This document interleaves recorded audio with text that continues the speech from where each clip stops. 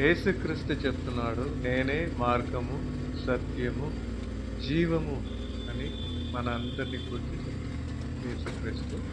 ఇది మన కరీంనగర్ బ్రిడ్జ్ అండి. చూడండి బాగుందా?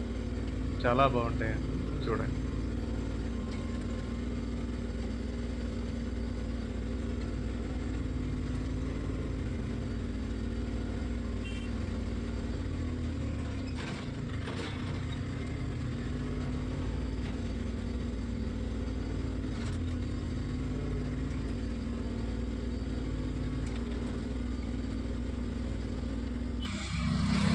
ఇది మన కరీంనగర్ సిటీ బ్రిడ్జ్ సెటప్ అండి.